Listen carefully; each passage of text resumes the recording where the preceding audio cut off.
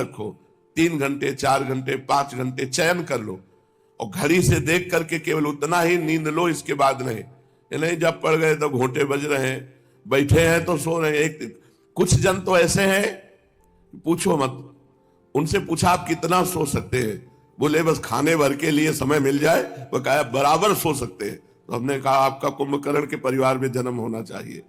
अरे भाई, नींद कोई सुख है क्या? समय बर्बाद करना है। जग करके भगवान का चिंतन कर रहे हो तो तुम्हारा समय सार्थक है। अगर सो करके नींद में पूरा समय जा रहा है, जीवन बर्बाद। बहुत से जीव ऐसे हैं, बिल्कुल जीवन बर्बाद हो रहा है।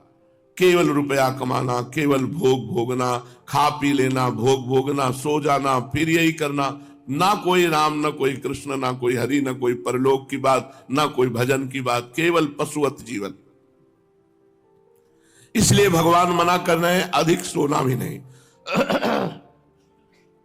जागृतो नैव च अर्जुन, हे अर्जुन, अधिक जागने से भी सिद्धि नहीं मिलती, सोना भी चाहिए। भगवान देखो, भगवान बोल रहे हैं, ना भूखे रहने से काम बनेगा, ना छके रहने से काम बनेगा। बीच में रहो, ना छको ना भूखे रहो। ना अधिक सोने से काम बनेगा, ना बिल्कुल सोने से काम बनेगा। बिल्कुल ना सो तो भी काम नहीं बनेगा। बिल्कुल ना सोने से योग की सिद्धि हो नहीं सकती, क्योंकि आवश्यक नींद ना लेकर अधिक जगने से बैठने पर नींद सताएगी, जिससे वो भजन का अभ्यास नहीं कर सकेगा।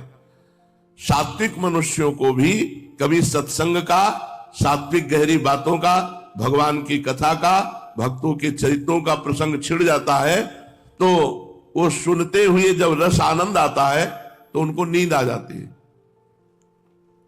परंतु उनका जगना और तरह का होता है।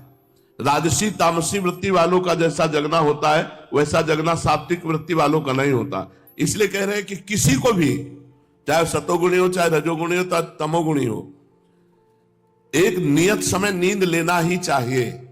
ऐसा नहीं कि अब हम सोएंगे ही नहीं तो फिर भजन में सो जाओगे, सत्संग में सो जाओगे, भक्त चरित्र सुनने में सो जाओगे तो विक्षेप पड़ेगा, तो फिर तुम्हारा भजन कैसे चलेगा। एक नियत समय नींद को दो और इसके बाद इससे लड़ो। उचित समय सो जाओ। 10-11 बजे, मान लो 10 बजे सो गए तो 11, 12, 1, 2, 4 घंटे दिन रात्रि में और 1 घंटे या 2 घंटे दिन में आराम कर लो, 6 घंटे हो गए। एक नियत समय होना चाहिए सोने, और सोना जरूर चाहिए। वो तो एक स्थिति ऐसी होती है जिसमें नींद नहीं आती। वो जब स्थिति होती है तो शरीर से परे होता है, वो साधक को त्रिगुणातीत होता है, मायातीत होता है, उस पर वो इनका नींद आदि का प्रभाव नहीं पड़ता। लेकिन जब तक सिद्ध ना हो जाए तब तक भगवान कह रहे हैं योग सिद्धि के लिए सात्विक मनुष्य या राजसिक या तामसिक, इन सबको चाहिए कि नियत समय पर ही सोएं। हर समय नहीं कि खाली बैठे हैं। खाली कैसे बैठे हो? नाम जप करो, वाणी पाठ करो, ठाकुर जी की सेवा करो, कोई कार्य करने लगो, व्यर्थ मत बैठो। भक्त लोग भगवान के नाम जप में, कीर्तन में, भगवान के विरह में जब भोजन करना भूल जाते हैं, जब रात भर जगते हैं तो उनको विक्षेप नहीं होता, उनको विक्षेप नहीं होता। लेकिन जब तक ऐसी स्थिति नहीं है तब तक नियत आहार करो और नियत सो। युक्ताहार विहारस्य युक्त चेष्टस्य कर्मसु युक्त स्वप्नावबोधस्य योगो भवति दुःखः। दुखों का नाश करने वाला योग तो यथा योग्य आहार और विहार करने वाले का, कर्मों में यथा योग्य चेष्टा करने वाले का तथा यथा योग्य सोने और जागने वाले का ही सिद्ध होता है। भगवान कह रहे हैं युक्ताहार विहारस्य, भोजन सत्य और न्याय पूर्वक कर्म से कमाया हुआ धन होना चाहिए। टी, दाल, सब्जी, खीर और पकवान भी, ये सब सात्विक के अंतर्गत आते हैं। प्रभु को भोग लगाकर थोड़ा पाओ। अब ये थोड़े शब्द में अपने को देख लो। भोजन को सुधारो, भोजन को सुधारो। भोजन सुधर गया तो मन सुधर जाएगा। जैसा खाओ अन्न वैसा बने मन। भोजन सुधारो। ये जो भजन करने की वृत्ति है, इसमें बाजारू चीजें बिल्कुल नहीं होनी चाहिए भोजन में। जितना आप बाजार के पदार्थों से, तले हुए पदार्थों से बच जाएंगे, उतने बढ़िया भजन आपका होगा। सात्विक आहार, बाजार में क्या समझते हो, चाहे जहां जो वस्तुएं बनती हो उनमें कोई पवित्रता का प्रमाण नहीं है, और अपवित्र भोजन पाकर भजन करोगे, हमारी तो समझ में नहीं आती। भगवान की कृपा से देहात में पैदा हुए तो आज तक ये पिज्जा, बर्गर और ये सैंडविच, इनका तो कोई मतलब है समझ में नहीं आया। मतलब समझ में आता है 1 किलो माठा और 2-4 रोटी उसमें मिक्स करके बढ़िया खाओ, या तो आधा कटोरी दाल हो गई, 4 रोटी हो गई, और शाम के आधा लीटर दूध हो गया, पर्याप्त हो गया। दाल अच्छी या सब्जी एक अच्छी बन जाए, बस उसी से 2 रोटी 4 रोटी पालो, हो गया। थोड़ा मीठा ले लो, एक कवल मीठा ले लो, जिससे तुम्हारे शरीर की शुगर भी पर्याप्त बनी रहे। अब एक कवल से तो मतलब नहीं है, अधिक मीठा पाओगे दबा के लड्डू पूड़ी तो फिर भजन नहीं होगा। क्या है, 6 घंटे बाद मल बन गया, चाहे जो कुछ खाओ, ये चीजें तो पानी ही नहीं चाहिए, बाजार की चीजें नहीं पानी चाहिए। तुम्हारे मन को काम क्रोध आदि की तरफ ये प्रेरित करेंगे, इनको मत खाओ, ये जहर है हम भगवत भाव के लिए। जैसे बाहरी चीजें बनी हुई पाओगे तो ये जहर का मतलब ये विषय वासना बढ़ाएंगी। जो विषय वासना बढ़ाए वो साधक को मार दे तो जहर तो हुआ, साधक की सतोगुणी भावना मर गई तो जहर ही तो हुआ। तो युक्ताहार विहार से गृहस्थ का साधक को चाहिए कि सत्य और धर्म की कमाई से अपना उदर पोषण करे, भोजन सात्विक हो, अपवित्र ना हो। अब बाजार का हर भोजन अपवित्र मिलेगा, वो नहा धो के चंदन तिलक लगा के भगवान नाम जप करते हुए बनाते हैं क्या?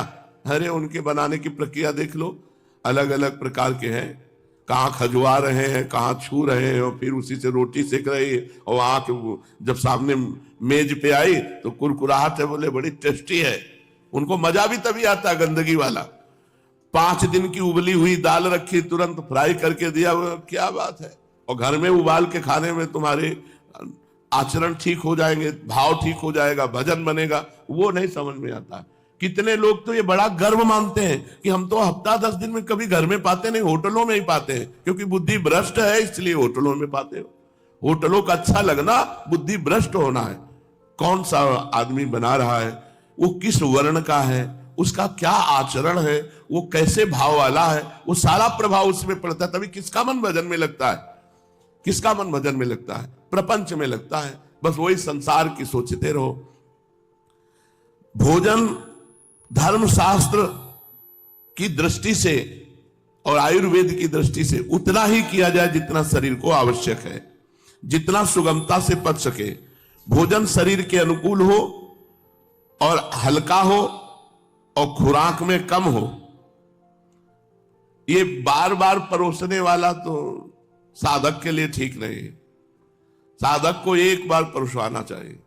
हाँ, इतनी दाल डाल, इतनी सब्जी, हाँ 1 गुलाब जामुन रख, 4 पूड़ी रख दो, बस जा, अब हमसे कोई मतलब नहीं।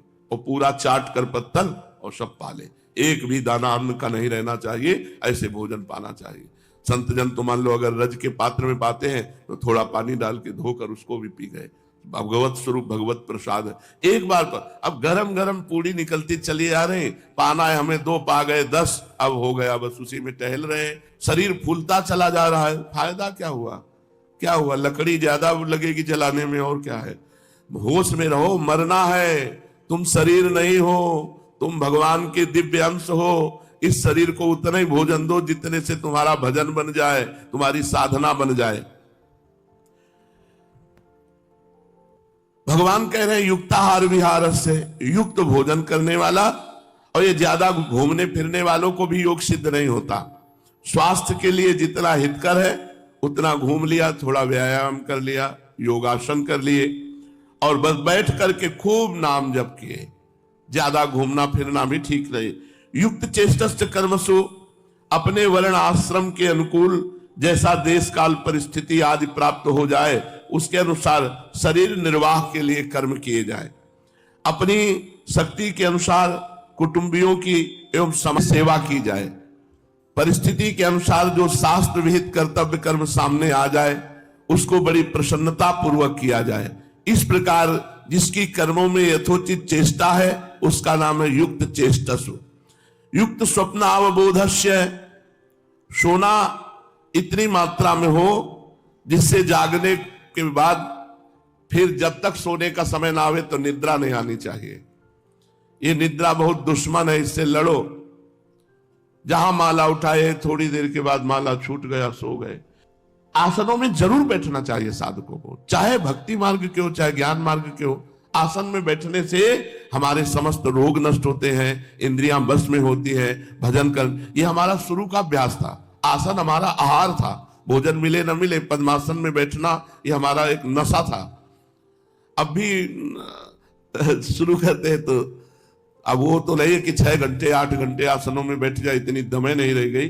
लेकिन हम चाहते हैं कि साधक थोड़ी देर तो आसन में बैठे, सेवा आदि करके अपना समय ऐसा निकालो, कुछ समय आसन में बैठना, भगवान नाम जप करना, मन नींद ना आवे, दिन में जागता रहे और रात्रि के समय भी आरंभ में तथा रात के अंतिम भाग में जागता रहे, ऐसा शास्त्र कहते हैं। मध्य केवल बीच का सोए, वही 10, 11, 12, 1, 2, 3 या बहुत 4 जो साधक है एकदम नए, रात के मध्य भाग में सोए। इसमें भी रात में ज्यादा देर तक जागने से सवेरे जल्दी नींद नहीं खुलेगी, अतः जल्दी सोए और जल्दी जागे। तात्पर्य है कि सोने और जागने से स्वास्थ्य में बाधा न पड़े, योग में विघ्न ना आ जाए, ऐसा यथोचित सोना और जागना चाहिए। युक्त स्वप्न से कहकर निद्रावस्था को ही यथोचित कह देते हैं। योगी को चाहिए, साधक को चाहिए कि उसके साधना में बाधा ना पड़े, बस इतना सो ले और वो अपना तय करे कि कितने घंटे सोने पर हमें बाधा नहीं पड़ेगी। और नियत सोना और नियत समय बैठना, नियत समय अपनी पूरी दिनचर्या राइट टाइम होनी चाहिए। ये नहीं होने के कि आज 4 घंटे आसन में बैठ गए फिर 4 दिन आसन में नहीं बैठे तो बीमारी पक्की। और जो साधन में चले तो ब्रह्मचर्य से रहे, नहीं तो पक्का दुर्दशा हो जाएगी। अगर आसनों में बैठने का अभ्यास करे, प्राणायाम करे, इसमें करे और मनमानी आचरण करे तो फिर भयानक रोग प्रकट हो जाएंगे, फिर चलने लायक नहीं रहेगा। इसलिए युक्ताहार विहार से भगवान ने कहा युक्त कर्म की चेष्टा करे, युक्त स्वप्नावबोध से युक्त समय सोए। जिसके लिए मानव जन्म मिला है उस काम को पूरा कर लो, ये खास बात है।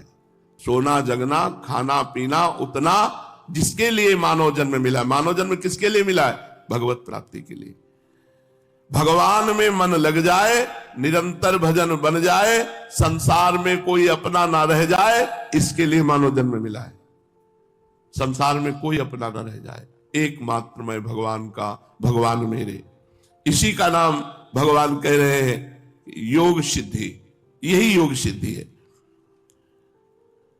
हमारे पास 24 घंटे हैं, हमारे सामने 4 काम हैं।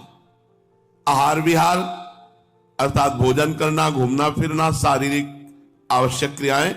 दूसरा कर्म, खेती, व्यापार, नौकरी, जीविका और ठाकुर सेवा। तीसरा सोना। चौथा जागृत होकर भगवत प्राप्ति के लिए साधना, जप, ध्यान, साधन, भजन, कथा, कीर्तन करना। अगर हम इनको 4 को 6-6 घंटे में बांट के भोजन के लिए घूमना फिरना और जितने भी कर्म हैं, व्यापार, नौकरी, ये सब 6 दूनी 12 घंटे इनको दे दो। 12 घंटे में तुम खाओ पियो, घूमो फिरो और अपने सांसारिक व्यापार, नौकरी, एक कर्म करो। 8 घंटे की नौकरी होती है। 12 घंटे तो गए, चलो इधर, फिर 6 घंटे सोने में दे दो, 18 घंटे गए। अब 6 घंटे बच गए भजन के। अगर 6 घंटे भजन करे तब तो बहुत जल्दी वो साधना में आगे बढ़ जाए। लेकिन लोग समय बर्बाद करते रहते हैं। हम तो गृहस्थी है, हमको तो गृहस्थी 24 घंटे प्रपंच करने के लिए समय है, भजन करने के लिए समय नहीं। उपासक को चाहिए अपने 24 घंटा के समय को बांट ले। हमने तो एक दिन ऐसे बांटा था, 12 घंटे कार्य के लिए दिए, कार्य कर लो, जो मनावे, अपना व्यापार, नौकरी, जो भी जितने भी कार्य हैं। 6 घंटे सोने के लिए दे दिए, 18 घंटे हो गए। 1 घंटे मनोरंजन के लिए दे दिए, 19 घंटे हो गए। 2 घंटे दोनों भोजन के लिए दे दिए, 20-21 घंटे हो गए। 3 घंटे बच गए। 3 घंटे ईमानदारी से सबके बच गए। अगर 3 घंटे भजन कर लो तो तुम्हारी आध्यात्मिक उन्नति होने लगी। 3 घंटे में भजन पाठ केवल करना, 3 घंटे ऐसे 24 घंटे में निकालो, चाहे जिस समय निकालो, तो उसमें हमें वाणी पाठ करना है, ठाकुर सेवा करना है, नाम जप करना है। पर ये प्रमादी लोग 24 घंटे बर्बाद कर देते हैं केवल खान पान, सोना, जागना, संसार के कार्यों में, और साधना और आध्यात्मिक कार्यों की तरफ ध्यान ही नहीं देते। इसलिए भगवान आदेश करते हैं कि मनुष्य जीवन का परम लाभ है भगवत प्राप्ति। तो युक्त आहार करो, युक्त विहार करो, युक्त कर्म करो, युक्त सो, युक्त